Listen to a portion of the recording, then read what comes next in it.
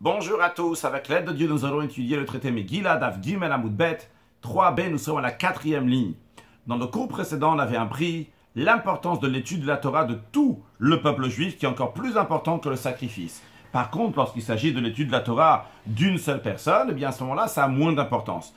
La Gemara, justement, se tourne vers cela et dit, de Yachid Kal, ah bon, si c'est l'étude de la Torah d'une seule personne, c'est un peu d'importance. Pourtant, en Véatna, on enseigne dans une Mishnah, dans le traité Moed Katan, là-bas on traite du deuil, et on dit que Nashim Bamoed, les femmes, lorsque c'est Chol HaMoed, donc on ne va pas traduire à chaque fois le mot Chol HaMoed, c'est les jours d'intermédiaire qui sont à la fête de Pessah, entre le premier jour de fête et le dernier jour de fête, de même à Sukkot, entre le premier jour de fête et le dernier jour de fête, les jours qui sont intermédiaires, qui sont quasiment comme Yom Tov, comme le jour de fête, donc ça s'appelle Chol HaMoed. Pendant cette période-là, donc, qu'il faut avoir de la joie, si il faut enterrer quelqu'un. Et à l'époque, on amenait des femmes, donc des pleureuses qui faisaient pleurer les gens. Alors ces femmes-là ont le droit de me'anot, donc de chanter des chants funèbres. Évidemment, c'est pas un chant dans le sens de chanter, parce que les femmes n'ont pas le droit de chanter devant des hommes, mais dans le sens de chanter, qui disent tous ensemble des paroles qui font pleurer les gens.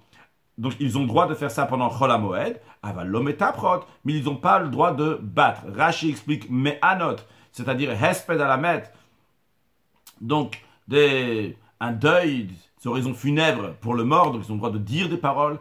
Velo metaprot, par contre, ils n'ont pas le droit de metaprot, Rashi traduit, à Liban, de taper sur leur poitrine. D'ailleurs, donc Tosfot, il dit c'est pas seulement sur la poitrine, c'est taper sur les cuisses, ou sur le visage, ou une main sur une autre main. En tous les cas, c'est l'idée de métaphore. Donc, ça, ils ont le droit de faire ça pendant Chol HaMoed. Rabbi Ishmael, il rajoute encore plus que la première opinion. La première opinion qui s'appelle Tana Kama, c'est le premier Tana, le premier enseignement que nous avons vu dans la Mishnah. Rabbi Ishmael rajoute, il dit, Imayu smuchot la mita, si ces femmes étaient proches du lit donc dans lequel se trouve le mort, dans le côté du cercueil, eh bien, métaprot, eh bien, elles peuvent même battre leur poitrine. Donc, en plus du fait qu'elles chantent des chants funèbres, elles ont le droit aussi de battre leur poitrine si elles sont juste à côté du lit pendant Chol HaMoed. La Mishnah continue. Berosh Chadashim, au début du mois, donc le jour de Rosh Chodesh, le premier jour du mois, c'est aussi un jour festif. Ba Chanukah, lors de la fête de Chanukah, lors de la fête de Purim. Mais Anot ou Metaprot, basé ou basé, elles peuvent aussi bien chanter des chants funèbres et aussi battre leur poitrine, l'un et l'autre, aussi bien à Chanukah que à Purim. Ils ont droit. Par contre, Avalom et Konenot, ils n'ont pas le droit de dire des lamentations avec réplique. Qu'est-ce que cela veut dire? Voyons Rashi. Avalom et Konenot, Rashi nous dit, Vehata mefaresh là-bas, dans le traité Moed Katan. Donc on explique. Ezeu Inouï, c'est quoi qui est appelé Inouï, donc du langage qu'on a vu ici dans la Gemara, Me'anot, Ezeu Kina, et c'est quoi une Kina, comme on a vu ici dans le langage de Mekonenot. Expliquons. Inouï, donc le langage de Me'anot, chez Kulan Onot Keachat, que tous répondent ensemble, que tous chantent ensemble, que tous disent donc des oraisons funèbres sur cette personne-là ensemble. Par contre, Kina, lamentation, c'est Achatomeret. Il y en a une qui dit lamentation, qui se lamente sur cette personne qui est morte et qui était comme ci, comme ça, etc. Avec Kulan Onotacharea, et tous répliquent, répondent suite à elle, et ça éveille encore plus de tristesse, encore plus de chagrin. Donc c'est la raison pour laquelle on dit qu'ils ont le droit, les femmes, donc aussi bien de faire le inouï, et aussi bien donc métaprot de battre la poitrine, mais ils n'ont pas le droit de faire des lamentations avec réplique. Amar Rabba Baruna dit En Moed Bifne Talmid Chacham. Chol HaMoed n'est pas considéré devant un érudit en Torah qui a quitté le monde et qu'on va faire ses oraisons funèbres. On ne considère pas maintenant s'il y a Chol HaMoed ou pas. Maintenant, si il est mort, eh bien on lui donne tout le respect, tout l'honneur qu'il faut. Eh bien on fera même les choses qu'en général on n'a pas le droit de faire Chol HaMoed pour pas éveiller la tristesse. Ici, tu peux éveiller toute la tristesse que tu veux pour cette personne-là, parce que c'est un érudit en Torah, on met Chol HaMoed de côté. Et Rav Varona a dit, Kol Sheken Chanukah Purim, à plus forte raison que les obligations qu'il y a à Chanukah, les obligations qui sont à Purim, sont mises de côté pour l'érudit en Torah qui a quitté ce monde. Ça prouve que même la Torah d'une seule personne passe avant la lecture de la Megillah, qu'on va prendre le temps pour faire les éloges à cette personne-là, pour le pleurer comme il faut, sur le compte de la lecture de la Megillah. Donc, qu'est-ce qu'on voit? Nous, on a dit dans la fin du cours précédent que l'étude de la Torah d'une seule personne se met de côté devant la lecture de la Megillah. Et uniquement si c'est l'étude de la Torah d'un grand public, à ce moment-là, c'est une grande importance, ça passe même avant les sacrifices. Et donc on avait discuté pour la Megillah. Mais ici, qu'est-ce qu'on voit? On voit, on avait discuté, donc on avait déduit que le sacrifice s'est mis de côté pour aller écouter la Megillah. Et on avait dit que uniquement l'étude de la Torah de tout le monde, eh bien ça c'est très important. Ici on voit quand même l'étude de la Torah d'une seule personne. Eh bien, met de côté la lecture de la Megillah pour qu'on va lui faire ses éloges, les oraisons funèbres, vu qu'il a décédé. Et ça passe avant la lecture de la Megillah. La Gemara répond, il ne faut pas mélanger les choses. Que votre Torah Kamrat, tu parles du respect de la Torah, du respect à quelqu'un qui a étudié la Torah. Et c'est pour ça donc qu'on met de côté la lecture de la Megillah pour lui donner le dernier honneur. Que votre Torah de Yachid Ramour, en effet, l'honneur de la Torah, même d'une seule personne, il est très strict et très important, et il passe même avant la lecture de la Megillah. Par contre, Talmud Torah de Yachid, l'étude de la Torah, non pas l'honneur, le respect qu'on doit à quelqu'un qui étudie la Torah, mais l'étude de la Torah d'une seule personne, en effet, ça a moins d'importance, et en effet, c'est suspendu.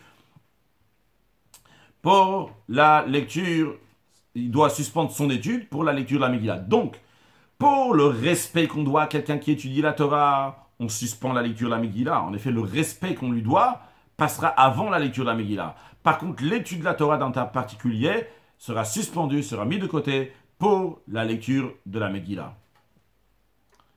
Rashi, Talmud Torah de Yachid, l'étude de la Torah d'un particulier, Bitul Minimudo, donc arrêter de son étude, Kal, c'est plus léger, c'est moins important, mais Avodao Purim, aussi bien que le sacrifice dans le temple et la fête de Purim. Bien. Suite à ce que nous avons dit, on va voir un enseignement de Rava. Amar Rava. Rava dit, alors Rava il a une question, mais avant de demander sa question, il va dire plusieurs choses sur lesquelles il n'y a pas de question. Plusieurs choses que pshitali, comme il dit, c'est évident pour moi, sur lesquelles je n'ai pas de question. Donc on va voir toutes les choses qui sont évidentes pour Rava, et plusieurs choses qui sont évidentes sont basées sur ce qu'on a étudié dans le cours précédent, et après on écoutera la question de Rava et la réponse. Voyons sur le texte. Amar Rava Rava dit, pshitali, il est évident pour moi qu'avod dans Mika Megillah, que s'il y a le service du temple à faire et la lecture de la Megillah, c'est évident pour moi que Mika Megillah Adif, que la lecture de la Megillah passe avant est plus importante. D'où je sais ça, mi de Rabbi Yosef Bar Hanina, de l'enseignement de Rabbi Yosef Bar Hanina, donc que nous avons déjà appris avant, il a pris du verset Mishpacha ou Mishpacha, famille et famille, que même les familles de Kohanim et les familles de Lévim, donc c'est-à-dire ceux qui travaillent, ceux qui sont en train d'officier dans le temple, s'arrêtent pour aller écouter la lecture de la Megillah. Donc sur ça, Rava il dit, je n'ai pas de doute, comme Rashi nous dit, mais de Rabbi Yosef Bar Hanina, de Darish Mishpacha. Donc il interprète le mot Mishpacha, famille, Chulu, etc., pour nous dire les familles des Kohanim et Lévim s'arrêtent pour aller écouter la Megillah. Encore une autre chose, Rava nous dit sur lequel il n'a pas de doute, que Talmud Torah, Mika Megillah, si la personne là, ne sait pas qu'est-ce qu'elle va faire maintenant, est-ce qu'elle va aller étudier la Torah ou la lecture de la Megillah, il n'y a pas de doute. Mika Megillah Adif, la lecture de la Megillah passe avant. D'où il apprend ça? Mais des Saprouch al Bedrabi, de l'école de Rabbi, que eux ils sont appuyés donc sur le Kalvachomer qu'on avait appris dans le cours précédent. Ils ont fait un raisonnement par a fortiori que si déjà on arrête les sacrifices, on suspend les sacrifices dans le temple pour aller écouter la Megillah, à plus forte raison qu'on va suspendre l'étude de la Torah. Donc sur ça non plus, je n'ai pas de doute, s'il y a l'étude de la Torah et la lecture de la Megillah passe avant. Encore une autre chose, Rava nous dit qu'il n'a pas de doute, que Talmud Torah ou Met Mitzvah, s'il y a l'étude de la Torah et un Met Mitzvah. Un Met Mitzvah, donc c'est un mort, c'est une mitzvah de l'enterrer, parce qu'il n'y a personne qui est là, donc il n'y a pas un membre de la famille qui est là pour s'occuper de lui, et donc toute personne qui trouve le corps, eh bien, il doit s'occuper de son enterrement. Ce qu'on appelle un met mitzvah. On va le revoir plusieurs fois dans la suite et on ne va pas traduire le mot met mitzvah. Un mort, c'est une mitzvah de l'enterrer parce qu'il n'y a personne qui s'occupe. Alors, Ravaï continue donc à dire ce qui est sûr pour lui, qui n'a pas de doute, c'est que s'il y a l'étude de la Torah et un met mitzvah adif. Le met mitzvah passe avant. D'où il apprend ça? Midetanya, du fait qu'on a enseigné dans une braïta, que Vatlin Talmud Torah, on interrompt, on suspend l'étude de la Torah, le Hotzat Met, pour emporter le mort, donc pour faire sortir le mort, donc pour aller l'enterrer. D'ailleurs, c'est pas seulement pour un met mitzvah, en vérité, c'est pour tous les morts, jusque Rava, il va dans son contexte de met mitzvah, parce qu'il va en parler dans la suite aussi, mais en vérité, c'est pour tous les morts. De même, ou la achnasat kala, de même, on arrête l'étude de la Torah pour accompagner la mariée de la maison de son père jusqu'au lieu de mariage. C'est une grande mitzvah, donc si j'ai l'étude de la Torah et un met mitzvah, il est clair pour lui que on arrête l'étude de la Torah pour s'occuper du met mitzvah. On l'a dit même pour un mort en général. Bien. Maintenant, encore une chose, Rava dit qu'il n'a pas de doute. Avoda ou met mitzvah. S'il y a le service dans le temple et un met mitzvah, qu'est-ce qui passe avant? Met mitzvah adif. Aussi ici, Rava dit, je suis sûr, j'ai aucun doute que le met mitzvah va passer avant. D'où il apprend ça? Il apprend ça du verset qui dit mi vela achoto. Du verset qui dit la achoto. De quoi s'agit-il? Alors, nous allons voir le Rashi. Le Rashi, donc, il va nous amener tout le midrash sur le verset, tout le contexte, et après, on reverra ça dans le texte de la Gemara. Bien. Ce verset-là, il dit à propos d'un nazir. Un nazir, c'est quelqu'un qui a dit « je suis nazir ». Au moment où il a dit « je suis nazir », il y a certaines interdictions qui lui viennent, donc il ne peut pas se couper des cheveux, il ne peut pas boire du vin, et une troisième chose, c'est ce qui nous intéresse, c'est qu'il ne peut pas se rendre impur pour un mort. L'expression que la Torah emploie, c'est « akol nafshat met lo yavo ». Sur tout âme qui est mort, eh bien, il n'a pas le droit d'être en contact. Bien. Donc on sait qu'un nazir n'a pas le droit, on ne va pas traduire le mot nazir à chaque fois, nazir n'a pas le droit de se rendre en contact avec un mort. Il n'a pas le droit de se rendre impur avec un mort. On se rend impur avec un mort si on le touche, si on se trouve sous le même toit que lui, si on l'a porté. Bien, en tous les cas, il n'a pas le droit de se rendre impur pour un mort. Mais la Torah ne se contente pas de ça. La Torah dit, une fois qu'elle a dit « Al-kol nafshot met lo yavo », sur tout, aucun contact avec aucun mort, la Torah dit « Les aviv ». Pour son père, il ne se rendra pas impur. Les imo, pour sa mère, il ne se rendra pas impur. Les achiv, pour son frère, il ne se rendra pas impur. Velachoto, pour sa soeur, il ne se rendra pas impur. Pourquoi il y a besoin de dire son père, sa mère, son frère, sa soeur? À l'instant, on vient de dire clairement, tout mort, il n'a pas le droit de se mettre en contact avec eux. Alors, pourquoi il y a besoin de dire de souligner ces quatre-là? Eh bien, nous allons voir Rashi, donc il nous amène l'explication du Sifri, donc du Midrash, qui explique comment chaque chose vient nous apprendre un détail particulier. Voyons sur le texte, et de manière générale, tous les quatre choses viennent nous parler d'un met mitzvah. Sur le texte de Rashi, Velachoto matalmud lomar. Donc Rashi s'arrête uniquement sur ce qui est écrit dans la Gemara, évidemment. La Gemara parle uniquement du quatrième mot. Il y a le père, mère, frère, sœur. Sœur, c'est Velachoto. Donc il s'arrête seulement sur ça, mais Rashi va nous dire tout le contexte et l'explication de tout le verset. Gaben Nazir Ktiv, à propos de la personne qui est Nazir, est écrit les mots suivants. Al nefesh met lo yavo. Je crois que j'ai dit un autre verset tout à l'heure, mais en tous les cas, l'idée c'est le même. Il n'a pas le droit de se rendre en contact avec un mort. Donc, ce verset-là, Ari Hakol bemashma. Donc, il y a tous les morts qui sont englobés dans ce verset-là. Hadaktiv batre, suite à cela est écrit, Krayeter, un verset qui est en plus, qui n'est pas nécessaire. Le verset dit, les aviv ou les imolachi ou lachato. Il ne va pas se rendre impur pour son père, sa mère, son frère, sa sœur. Choulou, etc. À quoi ça sert? Eh bien, Darish le Bessifri, dans le Sifri, donc le Sifri c'est un midrash sur le livre de Bamidbar et Dvarim. D'ailleurs, certains ponctuent Sifré, qui veut dire les livres, donc deux livres, parce que ça commente aussi bien le livre de Bamidbar et Dvarim, le 4e et 5e livre de la Torah. Là-bas, c'est expliqué comme ça. Les Aviv Loïtama, en effet, on vient te souligner, pour son père, il n'a pas le droit de se rendre impur. Mais, pour qu'on en déduise de là, son père, il n'a pas le droit de se rendre, le nazir n'a pas le droit de se rendre impur pour son père. Aval mitame ou le met mitzvah, mais il a le droit de se rendre impur pour un met mitzvah. C'est-à-dire que si le nazir a retrouvé un mort, qu'il n'y a personne qui s'occupe de lui pour s'enterrer, eh bien qu'il n'a pas, pour l'enterrer, bien qu'il n'y a personne, bien qu'il n'a pas le droit lui-même de se rendre impur pour son père, sa mère, son frère, sa soeur, mais bien, la Torah dit, pour son père, il ne se rendra pas impur quoi qu'il arrive. Mais pour le met mitzvah, il va oui se rendre impur quand même. Après, le Sifré commente le mot le'imo pour sa mère. Pourquoi il y a besoin de dire que le nazir ne sera pas impur pour sa mère? On le sait déjà. Matal monomar. Pourquoi le verset le dit? Pour te dire Shimaya Kohen ve nazir. C'est quelqu'un qui avait une double sainteté. Pas seulement il était nazir, qu'un nazir n'a pas le droit de se rendre impur pour un mort, il était aussi Kohen. Qu'un Kohen n'a pas le droit de se rendre impur pour un mort.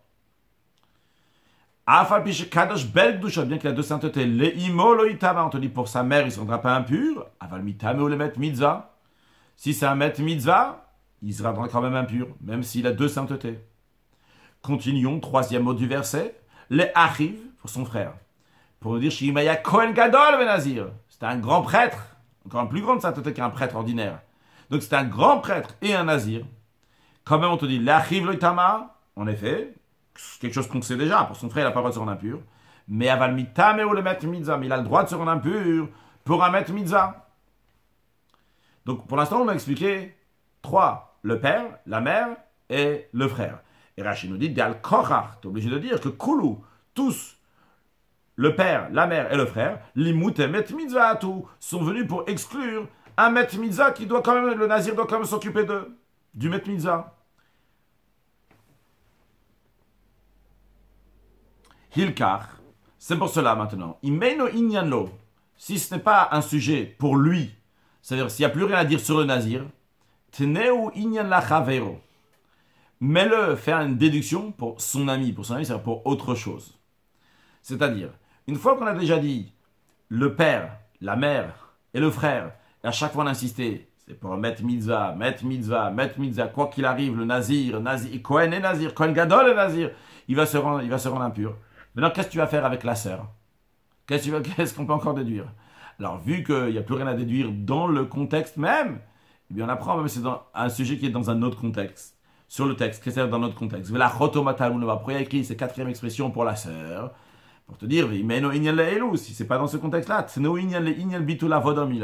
tu vas mettre dans le contexte que si c'est quelqu'un qui va en train de faire le service, en l'occurrence, donc l'exemple que la Gemara va donner, c'est s'il est en train d'aller faire le sacrifice de Pessah, et il voit un Met Mitzvah, et il doit faire le sacrifice de Pessah, a priori c'est très important. Le sacrifice de Pessah, quelqu'un qui n'a pas offert, il est coupable de carré, de retranchement. Son âme se retranche de Dieu et mourir plus jeune, c'est très très grave. Est-ce qu'il a le droit d'arrêter cette mitzvah? La Torah lui dit, mets cette mitzvah de Pessah de côté pour t'occuper du Met Mitzvah. On dit oui. Ou Mila, et de même la circoncision, c'est quelqu'un qui doit faire la circoncision de son fils. Et il voit un Met Mitzvah. S'il va s'occuper de Met Mitzvah, il ne pourra pas faire la circoncision de son fils le 8e jour. Quelqu'un qui n'est pas circoncis, il est coupable de carré de retranchement. Alors en effet, ici, le père, il n'est pas coupable de retranchement, c'est la personne qui sera coupable de retranchement lorsqu'il sera adulte. Mais le fait même dans le contexte de Mila, la circoncision, il y a une si grande gravité qu'il y a la personne coupable de carré de retranchement s'il n'a pas fait. On va dire, écoute, laisse te mettre Mitzvah de côté, va faire la circoncision. Eh bien non. Du mot vela achoto, on apprend que quelqu'un doit s'arrêter, même qu'il va faire le sacrifice de Pessah, ou bien qu'il va faire la circoncision de son fils, il arrête, il met ça de côté, même s'il va le rater pour la journée, et il va aller faire il va s'occuper du Met Mitzvah, sur le texte de la Gemara. Donc ça, on apprend de Vila Choto. Donc, je reprends depuis ce que Rava dit toujours, ce qui lui est évident. Avod, Met Mitzvah, si, donc il y a le service dans le temple, et d'un autre côté, il y a un Met Mitzvah, donc un Met Mitzvah. Met Mitzvah Adif. Met Mitzvah passe avant. D'où il apprend ça? Du fait qu'il y a écrit Mi Vela Choto, le mot Vela Choto pour sa sœur qui est écrit à propos du Nazir. Tanya a commencé dans une braïta. Il est dit à propos du Nazir, donc il n'a pas le droit de se rendre impur pour tout le monde. Et après, il y a écrit pour son père, sa mère, son frère et sa sœur. Il ne doit pas se rendre impur. Pourquoi il y a écrit Vela Choto pour sa sœur? Matalmud Amar à quoi ça sert? Il y a déjà écrit avant qu'il n'a pas le droit de se rendre impur pour personne. La réponse est la suivante. Aïcha, il y a Holer Lishrot et Pisro. Si cette personne elle est en train de partir pour faire le sacrifice de son Pessah, sacrifice pascal, Vela Mouled Beno, ou bien pour aller circoncire son fils, 2 mitzvot, comme on a dit, qui sont très importantes, qui sont liées avec un carré, un retranchement, tellement qu'ils sont importantes. Et cette personne-là, donc, elle est en train de faire le sacrifice. Il a entendu qu'il y a un proche de sa famille qui est décédé, qui doit aller s'occuper de lui. Bon, si lui ne va pas s'occuper, il y aura quelqu'un d'autre qui va s'occuper. Mais il a entendu qu'il y a un des proches de famille, c'est son père, sa mère, son frère, sa soeur, son fils, sa fille ou sa femme, un des 7, donc qui est mort. On aurait pu penser, on aurait pu dire, ok, il va se rendre impur pour eux, et il va repousser ce sacrifice de Pessah, il va repousser la circoncision pour le lendemain. Non. Amata loyitama. On dit à propos du Nazir, quelqu'un d'autre, on dit à propos du Nazir qui ne sera pas impur. De la même manière que le Nazir n'a pas le droit d'arrêter son processus de Nazir pour devenir impur, eh bien, de la même manière, cette personne-là n'a pas le droit de se rendre impur, et en conséquence de ça, elle ne pourra pas faire ce sacrifice de Pessah, ou se rendre impur, ou pour aller s'occuper du mort, pas question d'impureté ou pas, en tout cas d'aller s'occuper du mort, et par cela, il ne pourra pas faire la circoncision, il doit continuer à aller faire son sacrifice de Pessah, ou bien la circoncision de son fils. Ah, et la Braïta continue, elle dit Yachol, que Shem, Sheinomitam et la Choto. On aurait pu penser que de la même manière qu'il ne devient pas impur pour sa sœur ou pour un de ses proches, comme Rachid nous dit quand Shemet Lomet, Ach o Achot, un frère ou une sœur. Et on a dit sur tous, toujours dans Rashi, Amrat lo Itama. Tu dis, il ne doit pas devenir impur. Shem She'en Nazir Mevat Nezirut, de la même manière que le Nazir ne va pas arrêter son processus de Nazir, de Nezirut, l'Itam et l'Ikrova pour devenir impur à ses proches. Car de la même manière, on a dit que cette personne-là ne va pas s'arrêter pour aller faire le sacrifice de Pessah. Maintenant, je reprends dans la Gemara, j'aurais pu penser que de la même manière qu'il ne se rend pas impur pour sa sœur ou pour ses proches, de la même manière il ne devient pas impur pour s'occuper du Met Mitzvah, et on dit, il va dire, non, je continue pour aller faire mon sacrifice de Pessah, non, je continue pour aller circoncire mon fils, comme ça j'aurais pu penser. Talmud Lomar, le verset il dit à propos du Nazir, la choto, pour sa sœur, la choto de Numita, mais uniquement pour sa sœur, qu'il y a quelqu'un d'autre qui va s'occuper de son enterrement, eh bien, lui, il va pas s'arrêter, il va aller faire ce sacrifice de Pessah, il va aller circoncire son fils.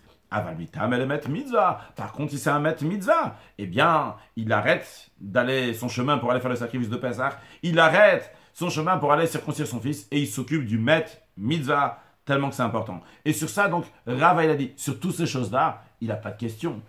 Où est la question de Rava, alors? Rava, il a demandé, la question que j'ai, c'est Mika Megillah en Met Mitzvah. Si j'ai la lecture de la Megillah et le Met Mitzvah,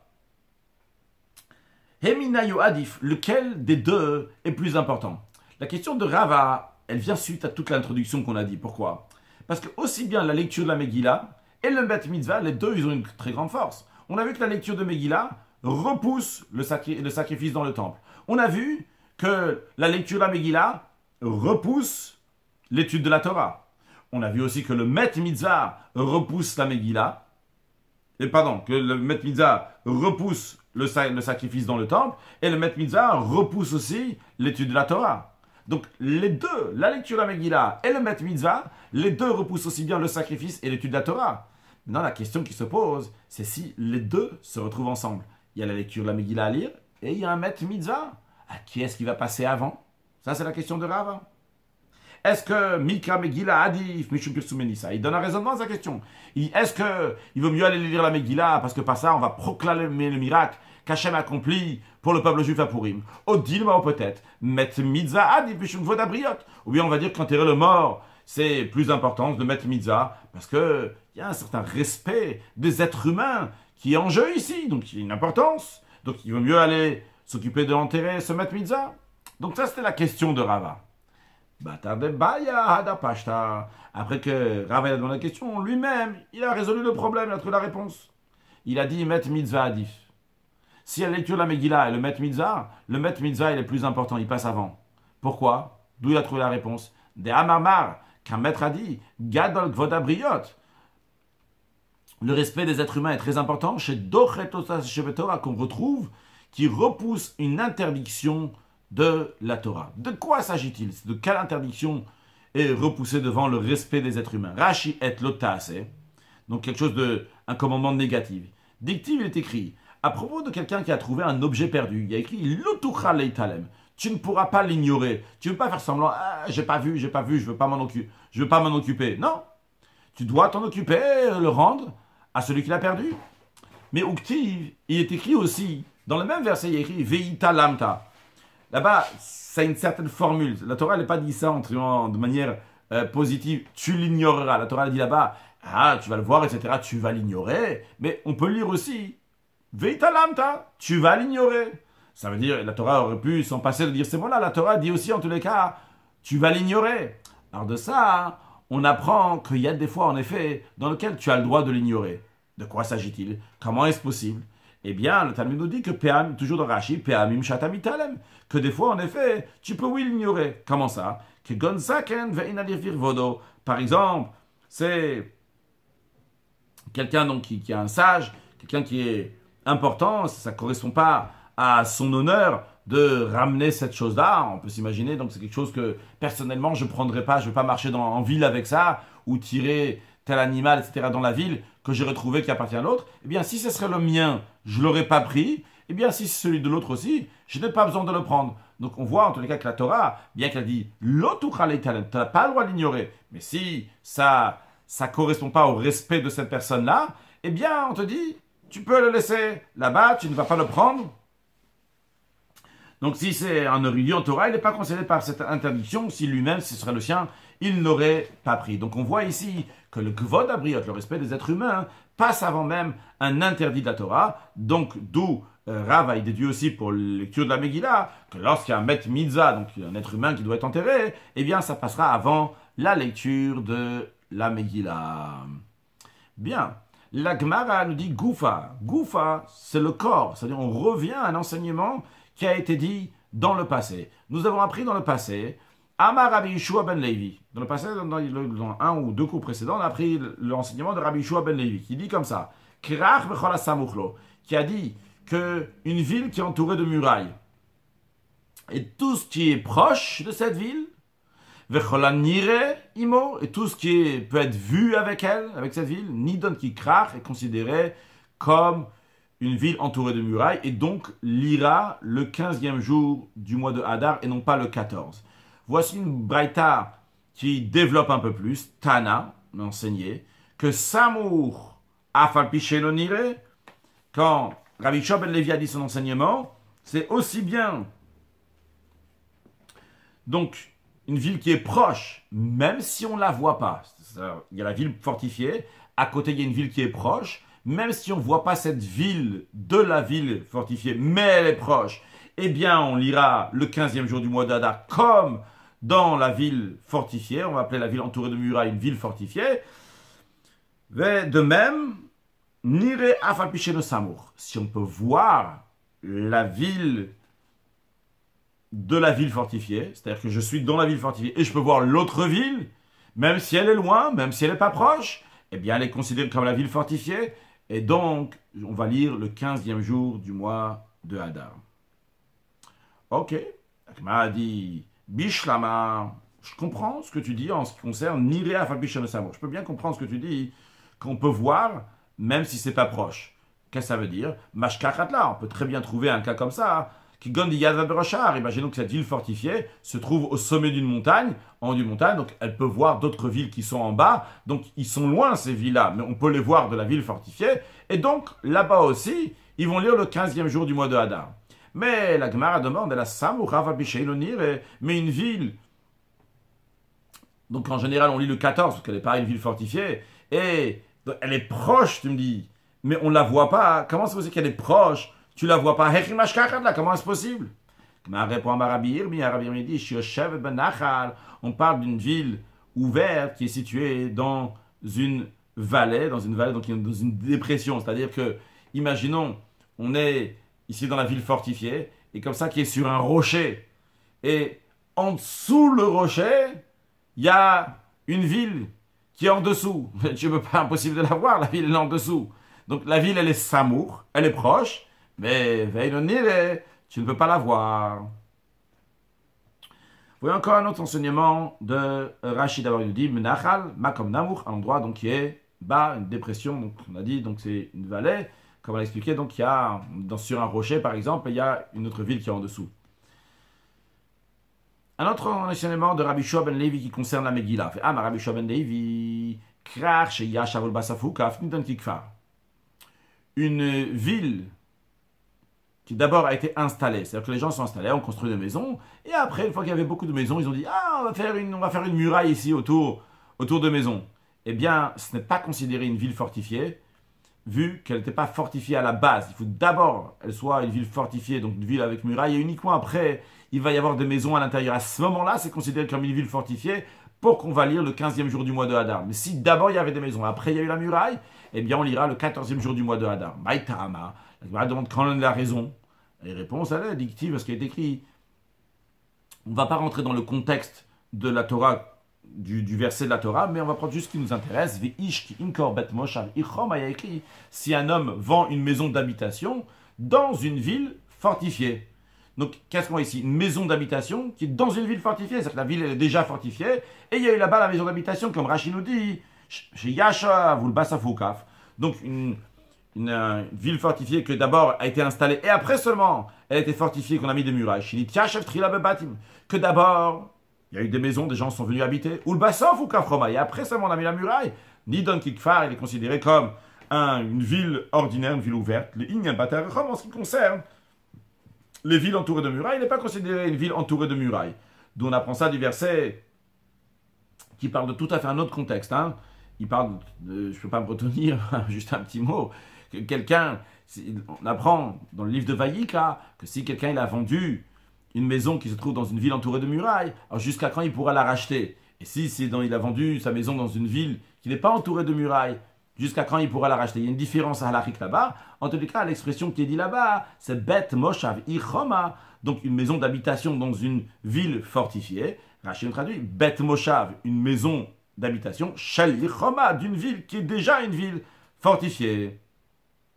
Sur le texte d'Agmara, c'est la raison pour laquelle il faut que d'abord chez Hukaf ou Basof Yashav, que d'abord la ville a été entourée d'une muraille et après elle a été installée par ses habitations, et non pas que d'abord les gens se sont installés, sont venus habiter, et après seulement, là, il y a eu la muraille qui a entouré la ville. Encore un enseignement vers Rabbi Yehoshua ben Levi. Rabbi Yehoshua ben Levi a dit,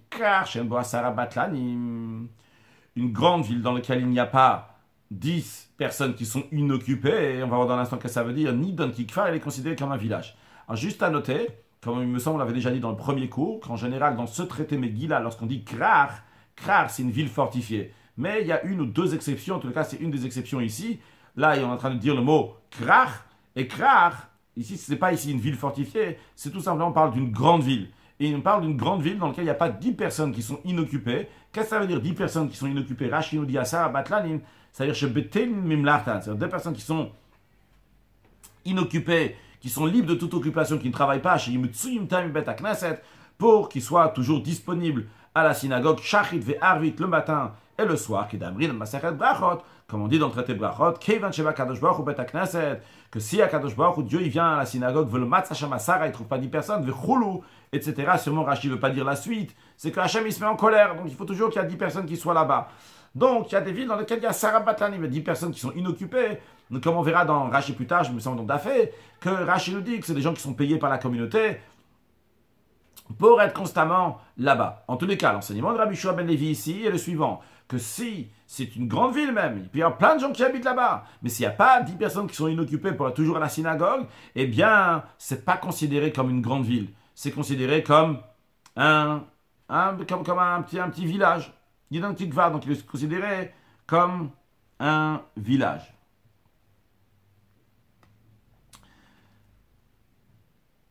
Donc évidemment, s'ils considèrent comme un village, en conséquence de cela, ils vont lire pas seulement c'est pas juste le 14, c'est pas qu'ils vont lire le 14, c'est parce que ça ne change pas dans 14 et 15, parce qu'on a dit c'est pas une ville fortifiée. On parle d'une ville qui est ouverte, une très grande ville, jusqu'à pas 10 personnes inoccupées, ils sont considérés comme des villageois. Donc ils vont lire les Yom HaKnissa, le jour du rassemblement, ils vont dire le lundi avant Purim ou le jeudi avant Purim. La Gemara dit, ok, je suis d'accord avec l'enseignement de Rabbi Yehoshua ben Levi, mais je ne comprends pas, Maïka Mashmalan, qu'est-ce que Rabbi Yehoshua ben Levi vient nous apprendre? Tanina, on a déjà appris clairement dans une Mishnah. La Mishnah dit noir sur blanc ce que Rabbi Yehoshua ben Levi a dit. Rabbi Yehoshua ben Levi n'a pas besoin de venir dire, ah, une ville qui n'a pas 10 personnes qui sont inoccupées, c'est considéré comme un village. On le sait déjà. Voilà, la Mishnah dit la chose suivante. Ezohir Gdola, qu'est-ce qui est considéré comme une grande ville? Kol Sheyesh Ba'asara Batlanim. C'est quoi la définition d'une grande ville? C'est pas combien de personnes il y a là-bas. C'est s'il y a 10 personnes qui sont inoccupées. Parot Mikan, s'il y a moins que 10 personnes inoccupées qui sont là-bas, donc disponibles à la synagogue, il n'y a pas 10. À Rezekfar, c'est considéré comme un village. C'est considéré comme un village. Donc on lit avant le 14 Adar, on lit le jour du rassemblement, le lundi et le jeudi avant. Alors qu'est-ce que Rabbi Yehoshua ben Levi vient nous enseigner? Alors Gemara dit, d'abord il y a Rashi, Tanina, on a enseigné dans une Mishnah, l'enseignement de Rabbi Yehoshua ben Levi, mais pire que le Matnitin. C'est dans notre chapitre, dans une Mishnah qu'on apprendra plus tard, donc Dafé, dans la page 5. Alors, qu'est-ce que Rabbi Yehoshua ben Levi vient nous enseigner? Ma répond, Rabbi Yehoshua ben Levi vient nous enseigner le cas d'une grande ville. On va appeler ça une énorme ville pour faire la différence. Parce que dans la Mishnah, il a déjà dit Irgdola, une grande ville. Lui parle d'un Krar. Krar, c'est encore plus grand qu'une grande ville. C'est quoi la différence? Rashi nous dit, Krar Itzrichele. On parle d'un Krar, d'une énorme ville. des kol krach, car Rachid le dit, car la définition de krach en général, eno la makom shvakin, c'est un endroit dans lequel il y a des marchés, dans un endroit où il y a des grands échanges commerciaux là-bas. Et c'est une ville dans laquelle on rentre de tous les côtés. Il est encore plus grand qu'une grande ville. D'où on a traduit Krach, une énorme ville. Donc là, Mishnah parle d'une grande ville. Et Rabbi Yehoshua ben Levi parle d'une énorme ville. Alors que ça change maintenant, c'est une énorme ville ou une grande ville. La Gemara nous explique que bien qu'il y a beaucoup de gens qui viennent de l'extérieur et qui se rendent dans cette ville-là. Et comme Rachid nous explique, Anashim Arbe, il y a beaucoup de gens qui viennent d'ailleurs. Il y a plein de gens qui viennent d'ailleurs dans cette énorme ville et ils ne travaillent pas chez Nosim Lacha et la Bimkoman, car eux ils travaillent uniquement là où ils habitent. Ils ne travaillent pas là-bas sur place, à cet endroit-là, dans cette énorme ville où ils viennent. Alors dans cette énorme ville, ces gens-là d'ailleurs ils viennent, on va les appeler les touristes, ils viennent. Eh bien, ils sont là-bas à la synagogue, ils peuvent se mettre inoccupés, et là-bas, être là-bas pour la prière, etc. Donc, il y a, oui, 10 personnes qui se trouvent toujours là-bas à la synagogue, qui sont inoccupées. Mais ce n'est pas des résidents de la ville, ce n'est pas des gens qui sont d'ici, c'est des touristes, des gens qui viennent d'ailleurs. Et c'est ça que Rabbi Yehoshua ben Levi voulait nous enseigner, qu'à Filou Hari, quand même, bien qu'assez dit cela, bah, on a besoin que ce soit des gens fixes de la ville. Des fois, ces gens-là qui viennent d'ailleurs, ils ne seront pas dans la ville et il n'y aura pas 10 personnes. Donc il faut toujours qu'il y ait 10 personnes qui soient de la ville, de cette énorme ville, bien qu'en général, il y a souvent des touristes qui sont là. Mais il faut que ce soit 10 personnes, des résidents qui sont inoccupés. Et on va conclure avec encore un enseignement de Rabbi Yehoshua ben Levi. Rabbi Yehoshua ben Levi a dit, une ville fortifiée. Comme ça, on traduit pour l'instant ville fortifiée. On verra dans la suite s'il s'agit bien d'une ville fortifiée. Une ville fortifiée qui a été détruite, Ulbasaf Yashav, et après la ville a été reconstruite. Eh bien, Nidon Kikrach, elle est considérée comme une ville fortifiée. Donc, comme on comprend les choses pour l'instant, c'est-à-dire qu'il y avait une ville fortifiée, une ville avec murailles, les murailles sont tombées, et après, à nouveau, il y a eu des murailles, eh bien, Rabbi Yehoshua ben Levi nous dit, vu que maintenant il y a des murailles, il est considéré comme il était avant, au début, comme c'était une ville fortifiée. La Gemara dit, attends un instant, Maï Harav. Qu'est-ce que ça veut dire, Harav? Quand Rabbi Yehoshua ben Levi dit que ce krach, cette ville qu'on a traduit par ville fortifiée, s'est détruit. De quoi s'agit-il? Qu'est-ce qui s'est détruit? Disons que Rabbi Yehoshua ben Levi, son enseignement était pour nous dire, si ces murailles ont été détruites, et il voulait nous dire, donc, et après, les murailles sont revenues à nouveau. Alors, la Gemara dit, ah bon? Yashav in lo yashav lo? Tu veux dire uniquement si les murailles ont été reconstruites, à ce moment-là, c'est considéré une ville fortifiée. Et si les murailles n'ont pas été reconstruites, ça ne sera pas considéré une ville fortifiée. C'est pas juste. Ve'atanya, voilà qu'on enseigne dans une braïta. Rabbi Eliezer bar Yosef Omer, Rabbi Eliezer bar Yosef dit, Asher lo choma. C'est un verset, encore une fois, à propos des maisons qui sont vendues dans une ville entourée de murailles ou pas de ville de murailles, mais ça ne nous intéresse pas directement ici au contexte. Là-bas, l'expression est dit, Asher lo choma. Dans la Torah, on a des fois, on a le kiri et le ktiv, la manière comment on lit les choses et comment les choses sont écrites. Donc dans la Torah, il y a écrit Asher lo choma, lo lamed aleph. Lamed aleph, ça veut dire une ville. Asher lo choma, une ville qui n'y a pas de muraille. Non, lo, non, non muraille. Mais quand on le lit, même si ça ne s'entend pas à l'oreille, on lit Asher lo, mais lo, comme s'il y a écrit lamed vav. Lamed vav, Asher lo choma, qui a une muraille. Donc d'ailleurs, dans la Gemara ici, comment on écrit Asher lo choma, Asher lo lamed vav aleph. On dit, il y a aussi bien le lamed vav, l'eau, qui a, la vie qui a la muraille, et l'eau qui n'a pas de muraille. Pourquoi donc la Torah nous dit Asher lo choma? L'écriture c'est qu'il n'a pas de muraille, mais tu lis qu'il a oui une muraille. Qu'est-ce que ça vient nous enseigner? Ça me quoi? La Braïta nous enseigne, Rabbi Eliezer bar Yosef nous enseigne. Aval bichen lo arshav. La Torah va te dire que même si actuellement il n'y a pas de muraille, mais avant ça, auparavant, il y avait une muraille, à l'époque de Yehoshua ben Nun, bien c'est considéré comme s'il y avait une muraille, même si actuellement il n'y a pas de muraille, mais le fait qu'il y en avait avant, eh bien on considère qu'il y a encore la muraille. Donc, ça nous dérange, et même c'est pas possible pour nous de dire que Rabbi Yehoshua ben Levi, son enseignement était qu'une ville fortifiée, qui a perdu ses murailles, et qu'à nouveau on a reconstruit ses murailles, uniquement à ce moment-là, elle est considérée comme une ville entourée de murailles. Parce que, du moment où elle est entourée de murailles, même si après ça a été détruit, sans être reconstruit plus tard, c'est considéré une ville entourée de murailles. Donc ça ne peut pas être ça l'explication de Rabbi Yeshua ben Levi lorsqu'il nous dit un krach qui a été détruit et qui après a été reconstruit. C'est la raison pour laquelle la Gemara nous dit. Qu'est-ce que Rabbi Yeshua ben Levi veut dire lorsque c'est une ville qui a été détruite? Il ne parle pas d'une ville fortifiée. Encore une fois ici, le mot krach ne veut pas dire une ville fortifiée. Il veut simplement dire une ville, une grande ville. Une grande ville, c'est quoi une grande ville? Dans laquelle il y a Sarabat Lanim, il y a 10 personnes qui sont inoccupées. Et Rabbi Yeshua ben Levi nous dit, si dans une grande ville, Shecharav Ma Sarabat Lanim a été détruite de 10 hommes inoccupés, ça veut dire il y avait au début, il y avait 10 hommes qui étaient inoccupés. Et donc c'était considéré comme une grande ville dans laquelle on lisait la Megillah le 14e jour de Hadar. Ça a été détruit. Il n'y a plus maintenant 10 personnes qui sont inoccupées. Donc maintenant, on va lire le Yom HaKnissa, le jour de rassemblement, donc le lundi ou le jeudi avant la fête. Et Rabbi Yeshua ben Levi nous dit que si ça a été reconstruit, qu'à nouveau, il y a 10 personnes qui sont inoccupées, eh bien à nouveau, ça reprend le statut d'une grande ville qui va lire le 14.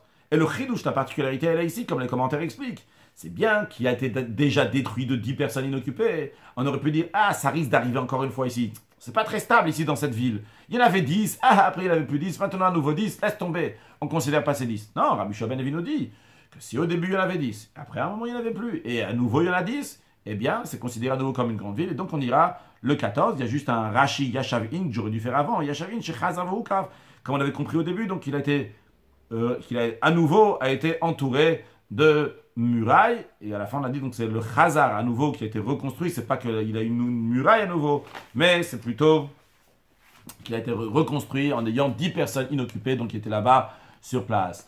On va conclure avec une halakha et un mot de chassidut. Alors, tous les mitzvot, ils sont repoussés devant l'importance de la lecture de la Megillah, à l'exception s'il y a un met mitzvah, s'il y a quelqu'un, donc, un mort à enterrer.